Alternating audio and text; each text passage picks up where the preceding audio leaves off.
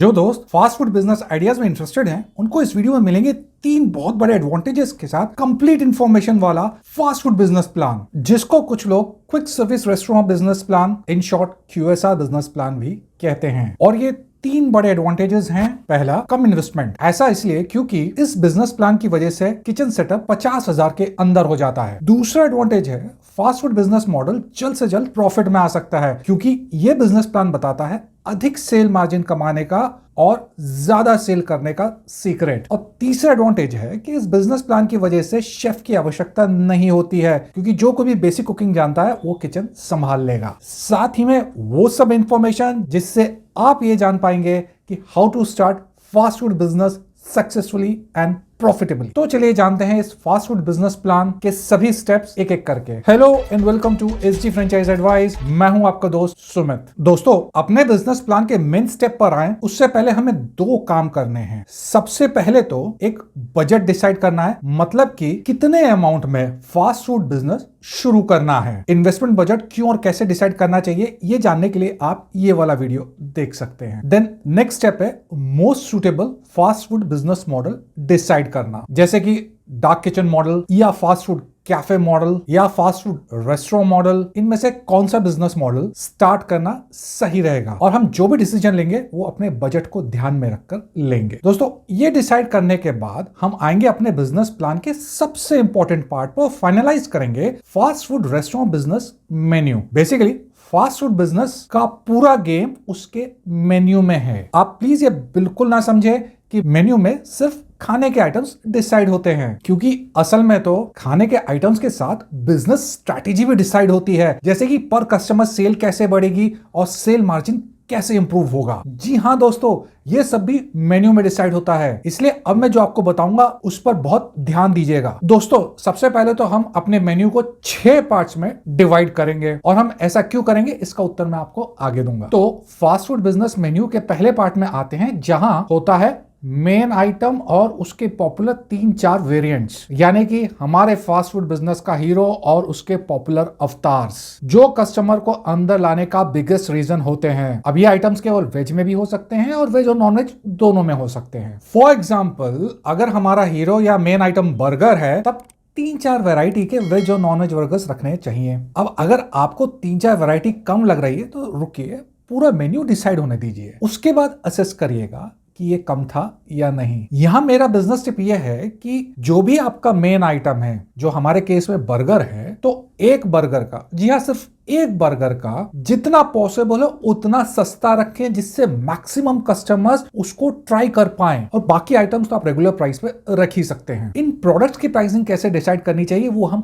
आगे समझेंगे। दोस्तों, अब हम आते हैं QSR मेन्यू के दूसरे पार्ट में और डिसाइड करते हैं सेकेंडरी आइटम्स, जो मेन्यू में वैरायटी लाते हैं और कस्टमर को खाने में ऑप्शंस देते हैं। अगर हमारा मेन आइटम बर्गर है, तब एडिशनल फास्ट फूड आइटम्स हो सकते हैं रैप्स, सैंडविचेस और pizza. In additional fast food items के 3-4 ऑप्शंस मोर देन सफिशिएंट होंगे। यहाँ बिजनेस टिप यह है कि अगर आप किसी ऐसे मार्केट में बिजनेस शुरू कर रहे हैं जहां फास्ट फूड के ज्यादा ऑप्शंस नहीं है, तब तो आप बर्गर और पिज्जा दोनों ही साथ में रख सकते हैं। बट अगर आपका ऐसा मार्केट है जो बहुत कॉम्पिटिटिव है, जहां बर्गर और पिज्जा के अलग अलग प्लेयर्स हैं, जैसे कि मैकडी भी है और डोमिनोज भी है, देन इन दोनों में से एक ही रखना एडवाइजेबल होगा। क्योंकि फास्ट फूड बिजनेस का मेन्यू बहुत फोकस्ड होना चाहिए, जिससे कस्टमर को ये क्लैरिटी हो कि वो किसी फास्ट फूड बिजनेस में क्यों जाना चाहता है। दोस्तों, अब हम आते हैं अपने क्विक सर्विस रेस्टोरेंट मेन्यू के तीसरे पार्ट पर और फाइनलाइज करते हैं मेन आइटम्स के साथ चलने वाले आइटम्स और स्नैक्स, जैसे कि फ्रेंच फ्राइज, चीज शॉट,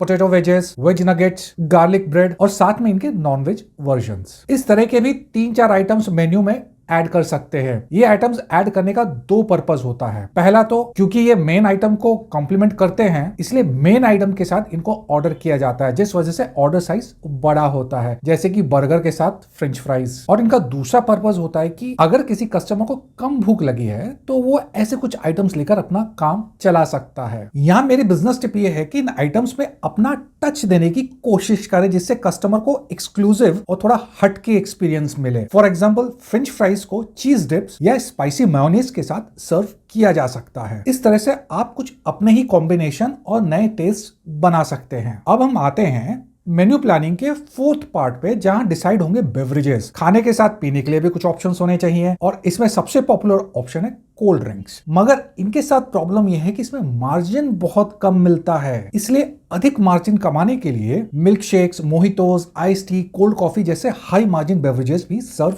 करने चाहिए। दोस्तों ये ध्यान रहे कि फूड से ज्यादा मार्जिन बेवरेजेस में होता है। तो यहां बिजनेस टिप यह है कि जितना फूड आइटम्स को प्रमोशन दिया जाए उतना ही बेवरेजेस को भी प्रमोट करना चाहिए। इसके बाद हम आते हैं फास्ट फूड मेन्यू प्लान के फिफ्थ पार्ट पर। इसमें हम डिसाइड करेंगे अपनी मेन्यू के प्रीमियम प्रोडक्ट्स के बारे में, जो हमारा ऑर्डर साइज और मार्जिन दोनों ही बढ़ाते हैं। कैसे, चलिए जानते हैं। इस पार्ट में हम अपने मेन प्रोडक्ट्स के 3 या 4 प्रीमियम वेरिएशंस डिसाइड करेंगे और ये 2 तरीके से हो सकता है। पहला, अपने मेन प्रोडक्ट का साइज बड़ा किया जा सकता है। जैसे कि अगर हमारा मेन प्रोडक्ट बर्गर है, देन हम डबल टिक्की बर्गर या बर्गर विद एक्स्ट्रा चीज जैसे आइटम्स ऐड कर सकते हैं। और दूसरा काम होता है कि प्रीमियम इंग्रेडिएंट्स को यूज करके कस्टमर एक्सपीरियंस इंप्रूव किया जाता है, जैसे कि पनीर बर्गर। दोस्तों ऐसा करने का लॉजिक ये है कि साइज बड़ा करके या प्रीमियम प्रोडक्ट्स यूज करके फूड कॉस्ट तो सिर्फ 25-30% तक ही ऊपर जाती है, बट प्रोडक्ट की एमआरपी 50 से 60% तक अधिक हो सकती है in comparison to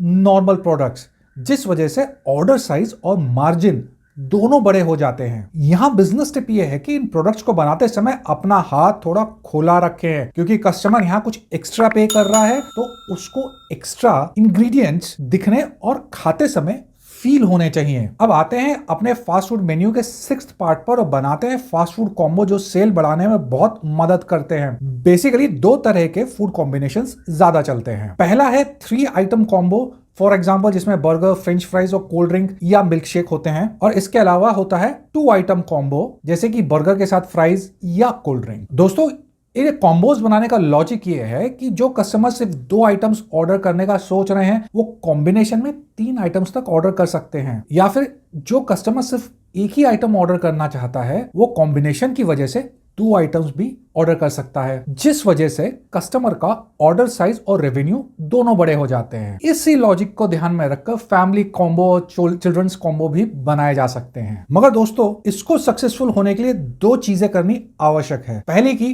food combos की प्राइसिंग ऐसी होनी चाहिए जिससे कस्टमर को लगे कि अच्छी डील मिल रही है। कॉम्बोज बढ़ाने के लिए जो दूसरा काम करना चाहिए वो ये है कि सेल्स काउंटर पर जो भी स्टाफ ऑर्डर लेगा उसकी ट्रेनिंग अति आवश्यक है, जिससे वो कस्टमर को अपसेल कर पाए। जैसे कि अगर कोई कस्टमर सिर्फ बर्गर ऑर्डर कर रहा है तो उसको most suitable food combo pitch करे। यहां बिजनेस टिप ये है कि एक समय में 5 से 6 फूड कॉम्बो तो होने ही चाहिए और हर 2-3 महीने में सबसे कम चलने वाले कॉम्बो को हटाकर एक नया कॉम्बो लाना चाहिए। अच्छा दोस्तों, मेन्यू बनाते समय जिस एरिया में आप फास्ट फूड बिजनेस शुरू करने का सोच रहे हैं उसको ध्यान में रखकर कुछ ब्रेकफास्ट आइटम्स भी ऐड किए जा सकते हैं, मगर ये पूरी तरह ऑप्शनल है। और अगर साथ में आप ये जानना चाहते हैं कि प्रोफेशनल दिखने वाला मेन्यू कैसे डिजाइन करना है, देन उसके लिए आपको जाना है canva.com पर। वहां आपको मेन्यू डिजाइन के बहुत सारे टेम्पलेट्स मिल जाएंगे। अपने पसंद का टेम्पलेट चुने और अपना मेन्यू डिजाइन कर ले। अब आप में से कुछ दोस्तों के मन में यह प्रश्न उठेगा कि इतने बड़े मेन्यू को बिना किसी शेफ के कैसे मैनेज किया जाएगा। टेंशन नॉट, ये सब मैं आपको आगे बताऊंगा। मगर अभी जान लेते हैं कि हमने अपने मेन्यू को 6 पार्ट्स में क्यों डिवाइड किया। दोस्तों किसी भी फास्ट फूड बिजनेस को प्रॉफिटेबल होने के लिए 3 चीजों की आवश्यकता होती है। पहला हाई फुटफॉल, दूसरा लार्ज ऑर्डर पर कस्टमर और तीसरा होता है हायर मार्जिन ऑन सेल। और अगर आप देखेंगे जो मेन्यू स्ट्रेटेजी हमने अभी डिस्कस करी है उसके सभी 6 पार्ट्स इन 3 पॉइंट्स में से किसी ना किसी एक पॉइंट को तो प्रमोट करते हैं। तो जब कोई फास्ट फूड बिजनेस ओनर कभी भी अपने बिजनेस का रिव्यू करेगा तब उसको इन 3 पॉइंट्स में से किसी भी पॉइंट में कुछ ऊपर नीचे दिखता है तो उसको तुरंत समझ आ जाएगा कि मेन्यू के किस पार्ट में थोड़ी फाइन ट्यूनिंग करनी है। जैसे कि अगर एवरेज प्रॉफिट मार्जिन कम है तो उसमें बेवरेजेस और प्रीमियम प्रोडक्ट्स चेक करने चाहिए। वहीं अगर एवरेज ऑर्डर वैल्यू पर कस्टमर है तब हमें फूड कॉम्बो सेगमेंट चेक करना चाहिए। और अगर एवरेज डेली फुटफॉल कम है तब हमें अपने मेन प्रोडक्ट के साइज, टेस्ट और प्राइसिंग चेक करनी चाहिए। और साथ ही में चेक करने की आवश्यकता है fast food restaurant marketing strategy या QSR बिजनेस प्रमोशन स्ट्रैटेजी। दोस्तों बिजनेस प्रमोशन स्ट्रैटेजी के 2 पार्ट होते हैं। एक है सोशल मीडिया मार्केटिंग और बिना एक पैसा लगाए ये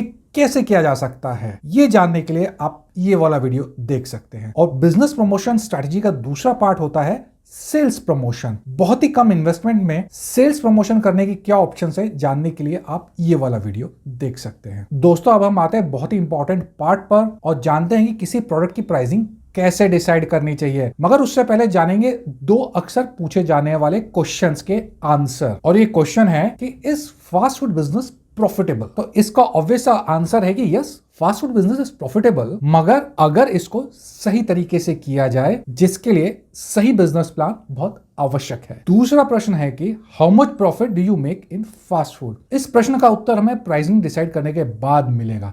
तो चलिए प्राइसिंग कैसे डिसाइड करनी है वो जानते हैं। दोस्तों वैसे तो प्राइसिंग डिसाइड करना थोड़ा कॉम्प्लिकेटेड और अपने आप में एक अलग वीडियो का विषय है, मगर मैं यहां आपको बहुत सिंपल तरीका बताऊंगा। प्राइसिंग कैलकुलेट करने के लिए हमें अपने सभी फूड आइटम्स प्रिपेयर करने की कॉस्ट अलग अलग निकालनी पड़ेगी। तो जिस फूड आइटम की जितनी भी कॉस्ट आती है उसका 3 to 5 टाइम्स सेल प्राइस रखा जा सकता है। और अगर कोई प्रीमियम लोकेशन पर बिजनेस कर रहा है तब 6 to 8 टाइम्स भी सेल प्राइस हो सकता है। और एग्जैक्ट अमाउंट पर अराइव करने के लिए अपने एरिया के कॉम्पिटिशन्स की प्राइसिंग जरूर चेक करें। तो अब प्रश्न ये है कि ये प्राइसिंग रखने से कितना प्रॉफिट आएगा। दोस्तों फास्ट फूड बिजनेस में हम ये मानकर चलते हैं कि टोटल सेल का 1/3 होता है फूड कॉस्ट, 1/3 होता है चलाने का खर्चा और 1/3 होता है नेट प्रॉफिट। तो शुरू में अगर नेट प्रॉफिट सेल का 25% भी हो तब भी काम चल जाता है, बट अगर ये 15% के करीब आ जाए तब खतरे की घंटी है ये। तो कितनी सेल पर कितने मार्जिन पर कितना प्रॉफिट होगा उसका एग्जांपल इस टेबल में देख सकते हैं। ये सिर्फ एक एग्जांपल है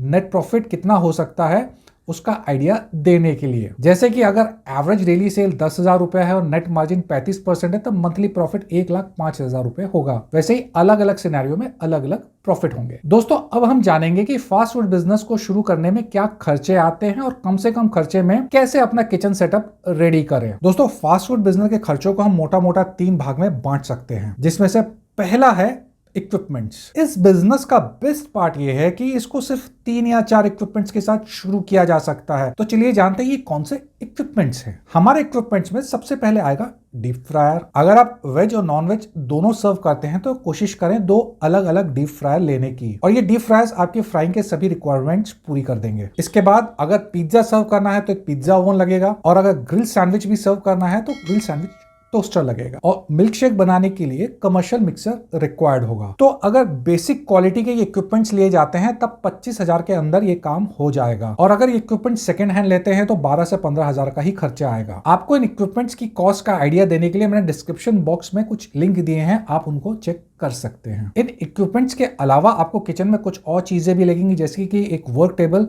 जो स्टील या एल्यूमिनियम की भी हो सकती है, और अगर सस्ते में काम करना चाहते हैं तो एक सेकंड हैंड वुडन टेबल लेकर उस पर स्टील या एल्यूमिनियम की शीट लगा दें। साथ में एक डीप फ्रीजर और विसी कूलर भी लगेगा। इसका सस्ता तोड़ यह है कि एक सेकंड हैंड रेफ्रिजरेटर जैसा घर में होता है उसको यूज कर ले, और इन सभी आइटम्स के साथ किचन मोटा मोटा तैयार हो जाएगा। कुछ छोटे मोटे आइटम्स रह गए हैं वो मैंने नहीं बताया, मगर इन आइटम्स को पकड़कर भी पूरा किचन सेटअप 50,000 के अंदर बड़े आराम से हो जाएगा। तो अगर कोई डार्क किचन मॉडल में फास्ट फूड बिजनेस आइडिया देख रहा है तो this is the only investment. But अगर कोई कियोस्क, कैफे या रेस्टोरेंट शुरू करना चाहता है देन और भी खर्चे हैं, और फिर हमारा सेकंड एक्सपेंडिचर होगा इंटीरियर्स का, जिसमें रिक्वायर्ड होगा सेल्स काउंटर। अब आप अपने बजट के अनुसार बनवा सकते हैं, और अगर सस्ते में काम करना है तो सेकंड हैंड भी ले सकते हैं। साथ में बैठने की जितनी जगह है उसके अकॉर्डिंग टेबल और चेयर डालने होंगे। अगर बजट है तो बढ़िया वाली परचेज कर ले, नहीं तो प्लास्टिक वाले से भी काम चल जाएगा। ये बिजनेस सेटअप करते समय कैफे या रेस्टोरेंट का लुक भी मैटर करता है, तो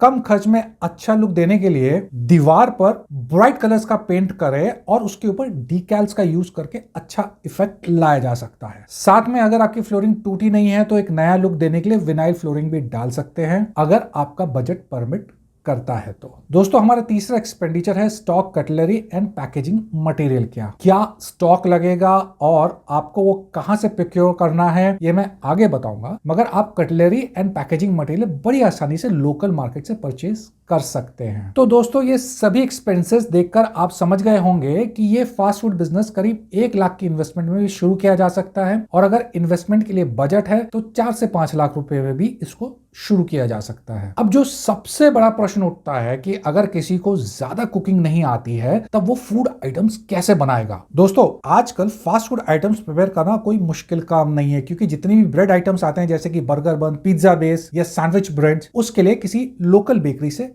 टाई अप किया जा सकता है। और बर्गर टिक्की के साथ स्नैक्स आइटम्स अगर खुद नहीं बना सकते हैं तो ये फ्रोजन भी मिल जाते हैं, जिनको सर्व करने से पहले सिर्फ एक बार फ्राई करना होता है, जो कोई भी कर सकता है। साथ ही में जो मिल्क शेक है उसको बनाने के लिए भी प्री मिक्स यूज किया जा सकता है, जो बड़ी आसानी से ऑनलाइन मिल जाता है। इसका लिंक भी आपको नीचे में दे दूंगा। दोस्तों, हम जब भी कोई फास्ट फूड बिजनेस शुरू करते हैं, उस बिजनेस का मेन प्रोडक्ट या तो बर्गर होता है या पिज्जा। तो अगर आप ये जानना चाहते हैं कि पिज्जा को मेन प्रोडक्ट बनाकर अपना फास्ट फूड बिजनेस कैसे शुरू करना चाहिए, तब आपके लिए ये वाला वीडियो है, नहीं तो ये वीडियो भी आपको पसंद आएगा। Thank you for watching.